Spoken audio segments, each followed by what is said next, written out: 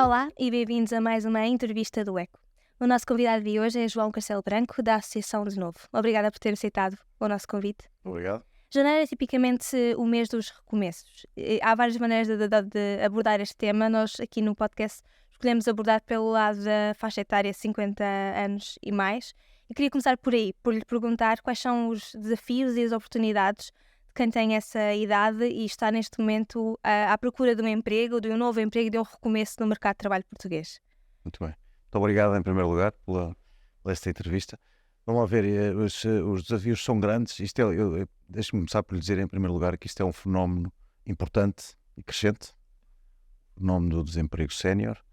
Nós somos uma associação que estamos vocacionados para o desemprego sénior qualificado. Certo. E, portanto, para pessoas que a partir dos seus... para já estamos a trabalhar a partir dos 50 anos, entre os 50 anos e a idade da reforma, ficam, de facto, sem emprego e têm alguma dificuldade para recomeçar. E, portanto, essa dificuldade é elevada neste segmento. Aliás, não começa aos 50, começa mesmo antes dos 50. Pessoas que ficam no desemprego mesmo a partir dos 40, 45 já têm esse problema. E eu diria que há uma dificuldade grande, tem a ver, por um lado, com as próprias pessoas, mas também com as empresas e com o tecido empresarial, que em geral não contempla, digamos, a contratação de pessoas mais séniores. Com as próprias pessoas, em que sentido? Vai minando a confiança à medida que estão no... Há vários fatores que podem explicar a situação. O primeiro fator é a pessoa, obviamente, que teve uma determinada carreira numa determinada empresa, criou certos hábitos e expectativas, nomeadamente salariais, e recomeçar a esta idade implica recomeçar de novo, não é? Aliás, daí o nome da nossa associação, o que significa que a pessoa provavelmente tem que estar disponível para recomeçar em outras condições salariais, se calhar a fazer coisas bastante diferentes do que fez até à data, porque é muito provável que o setor ou a atividade que fez não seja exatamente aquilo que vai continuar a fazer, embora tenha que aproveitar aquilo que sabe fazer, mas está disponível para fazer outras coisas. Portanto, tem que se calhar estar preparada para se fazer o chamado reskilling, de se formar e se atualizar, e portanto há aqui um primeiro elemento que as pessoas têm que ter uma certa capacidade para recomeçar em moldes muito diferentes daquilo que foi a sua trajetória até ali, e isso não é fácil a certa altura. Como disse, e bem, à medida que o tempo vai passando e que as oportunidades não aparecem, depois também há problemas de autoconfiança que tornam mais difícil a reinserção das pessoas, porque perdem um bocadinho a energia para procurar novas oportunidades, para utilizar a sua rede de contactos e para não desistir e persistir na procura de soluções. E, portanto, depois, com o passar do tempo, há também um problema de autoconfiança. Isso por um lado. Portanto, do lado das pessoas, existe às vezes essa dificuldade em recomeçar em moldes muito diferentes e, como digo, depois que se agrava com problemas de autoconfiança. Eu diria que também há, do lado das empresas, também um preconceito grande em relação à idade. É muito... Porquê que esse preconceito persiste, na sua opinião? Muito raras as empresas que de facto estão a contratar pessoas a partir de certa idade. Normalmente o primeiro critério que as empresas utilizam para descartar currículos é a idade, não é? Na maior parte dos casos a idade acaba por ser logo um fator que elimina as pessoas e nem sequer se dão ao trabalho de olhar para o currículo, para a experiência, etc, etc. E eu acho que isto é um grande preconceito, é maior na Europa e em Portugal também do que noutros países, como é o caso dos Estados Unidos, etc., onde não existe este preconceito, onde é mais importante a experiência e o perfil da pessoa do que propriamente a sua idade. E o preconceito muitas vezes vem de que as empresas tipicamente acham que as pessoas mais velhas, nomeadamente no segmento que nós trabalhamos, que são empresas de pessoas qualificadas, têm expectativas salariais de forma muito, muito elevadas, ou também têm o preconceito que já não têm as capacidades que se requerem. Ou que se calhar não têm a capacidade de adaptação e a flexibilidade que se procura. Portanto, existe uma série de preconceitos que faz com que as empresas consideram que as pessoas a partir de certa idade não deveriam ser consideradas para ser contratadas. Nós, de novo, temos a convicção que isso não é assim, que pelo contrário, as pessoas com mais experiência hoje em dia, muitas dessas pessoas, quer dizer, hoje em dia a capacidade de trabalhar das pessoas e a expectativa de vida aumentou muito, não é? Certo. E portanto as pessoas têm vontade, necessidade, energia e capacidade de trabalho até muito mais tarde. E portanto o que a de novo faz é tentar prepará-las para estarem disponíveis para novos desafios julgamos que as pessoas mais séniores,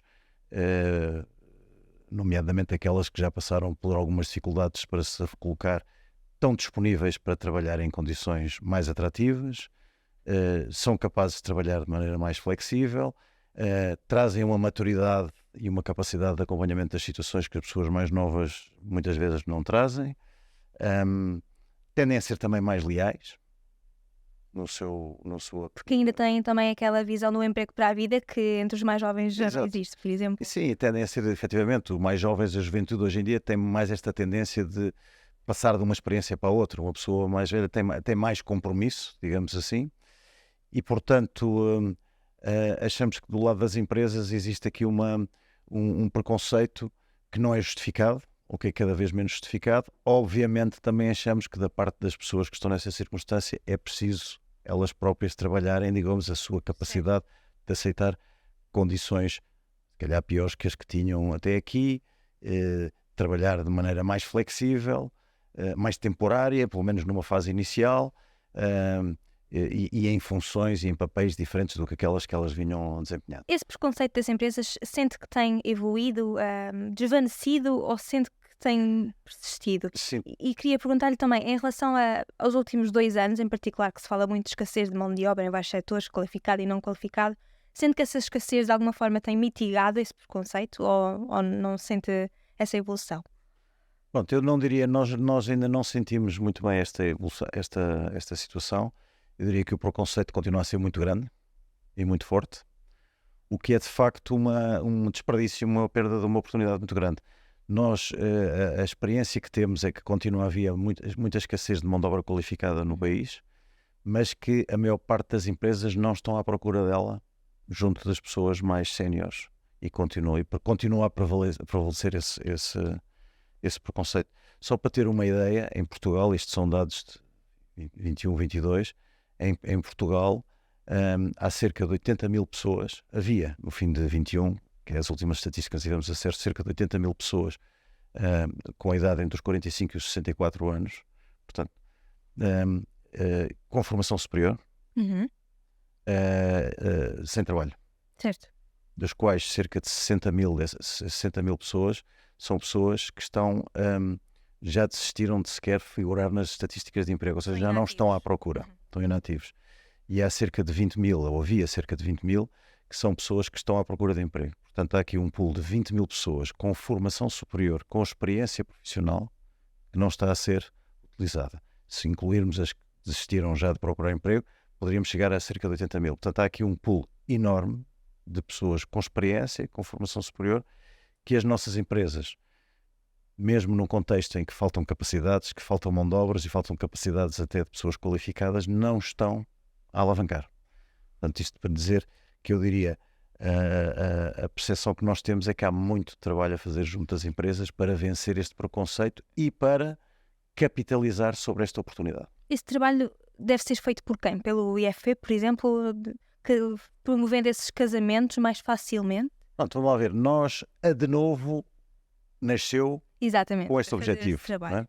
Porque o que nós detectámos é que havia aqui uma grande oportunidade, ou seja, muitas pessoas formadas, preparadas, com necessidade e vontade de trabalhar, e muitas empresas com déficit de capacidades e recursos, não é? E que, no entanto, esta ligação não estava a acontecer. Pronto.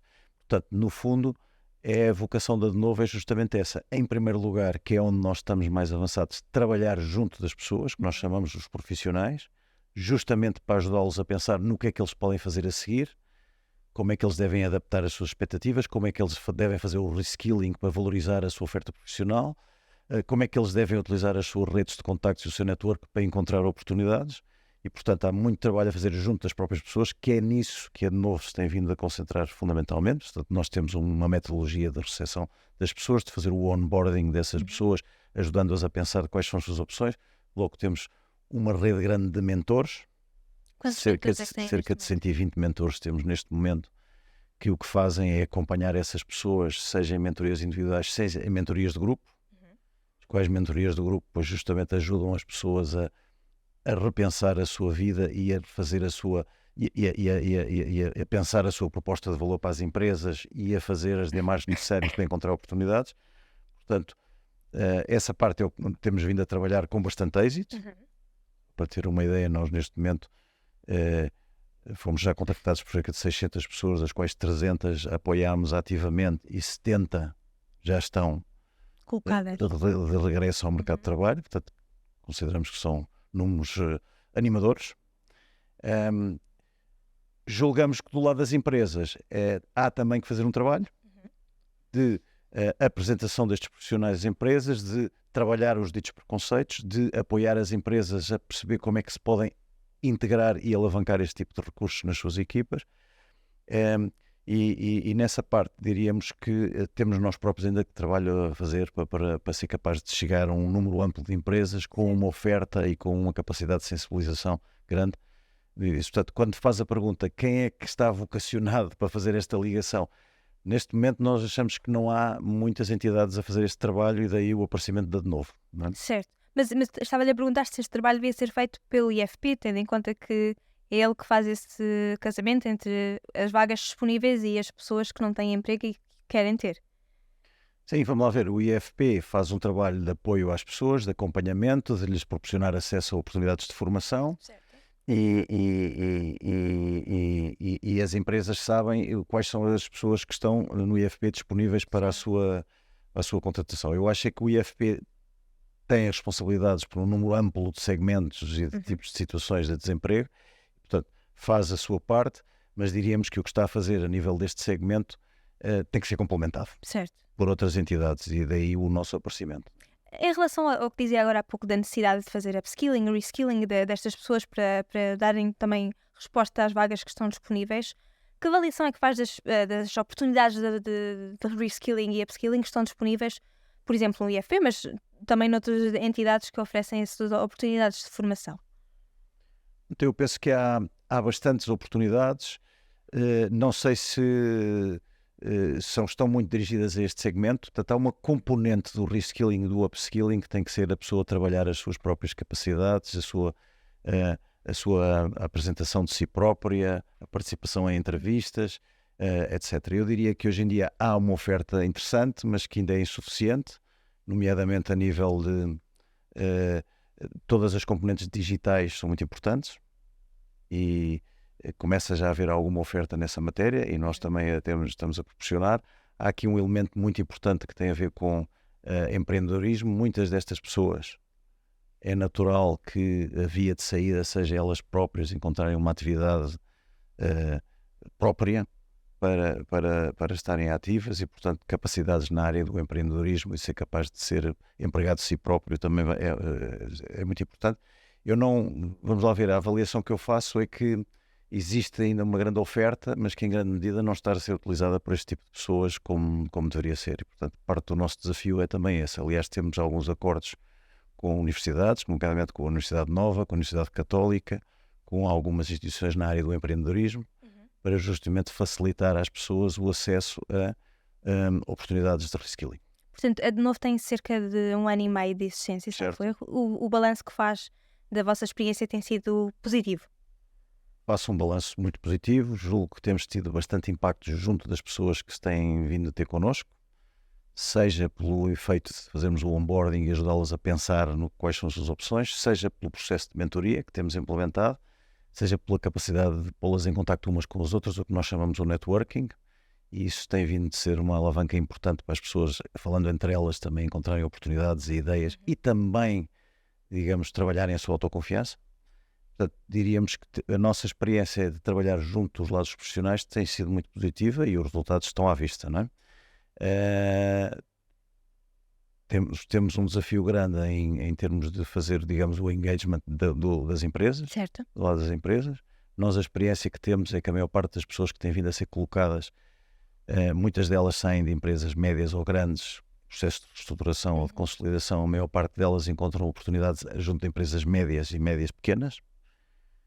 Portanto, temos ainda um desafio grande de ser capaz de chegar ao tecido empresarial das empresas médias do país e médias pequenas e fazê-las ser conscientes de que está aqui uma grande oportunidade de buscar capacidades neste segmento. Portanto, diríamos que fazemos um balanço muito positivo com este reconhecimento que do lado empresarial temos trabalho a fazer para ser capazes de tornar evidente para as empresas que há aqui uma enorme oportunidade de suprir as suas déficits de capacidades.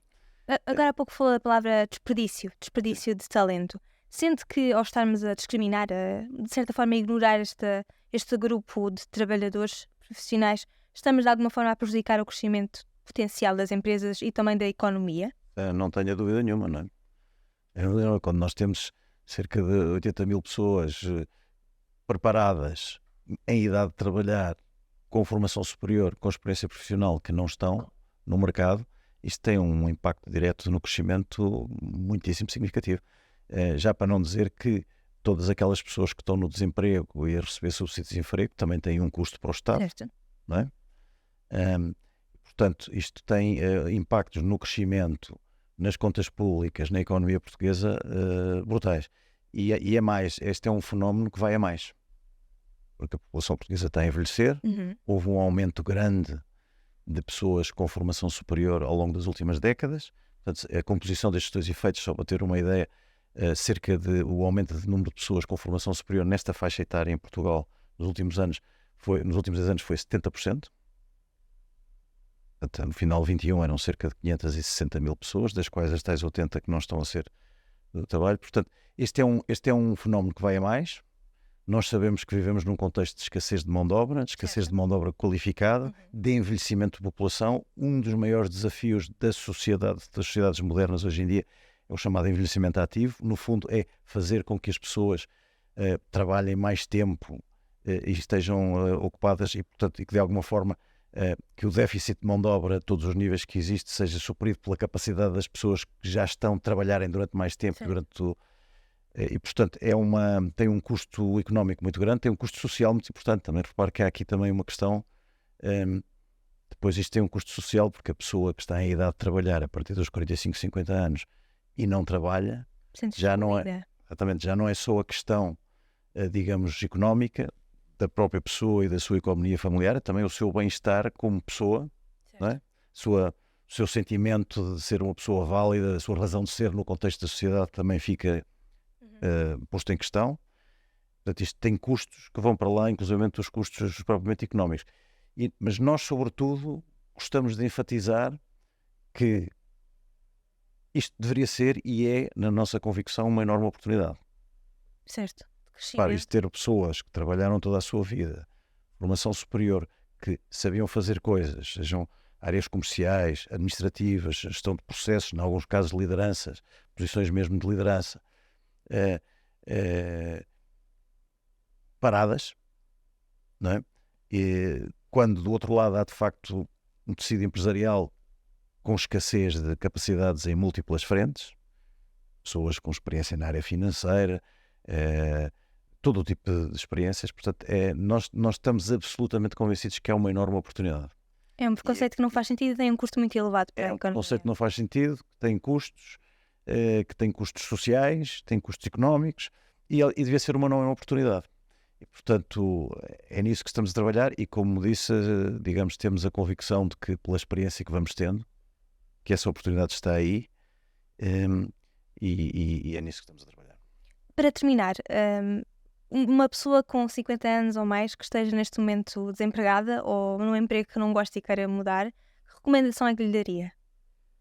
Pronto, eu em relação a recomendação genérica que eu daria é que não perca a confiança, que acredite que aquilo que fez ao longo da sua vida e a formação que foi tendo é válida e que seja capaz de estar preparada para recomeçar em moldes diferentes, provavelmente experimentando coisas que num primeiro momento se calhar não eram aquelas que ela gostaria de fazer, porque a nossa experiência e convicção é que uma vez as pessoas, quando retomam, mesmo em funções e características diferentes, em algumas até um bocadinho precárias numa fase inicial, depois verificam que é possível recomeçar de novo e que há uma trajetória a partir daí. Portanto, nunca perder a confiança, estar disponível para tentar, utilizar a sua própria rede de contactos para encontrar oportunidades, estar disponível para provar coisas diferentes do que fez, mas que alavanquem aquilo que sabe fazer, se calhar moderando as suas expectativas salariais numa fase inicial, mas, digamos, o pior de tudo É ficar é parado. ficar parado em casa sem fazer nada.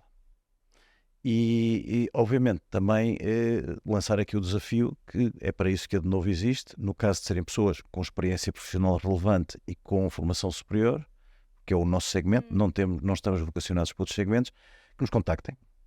Outra vez, temos um site, temos uma plataforma, é uma questão de se inscreverem e a partir daí há todo um processo que está desenhado para tentar ajudá-las. Muito bem, muito obrigada por esta Nada. conversa. Muito obrigado. Até à próxima.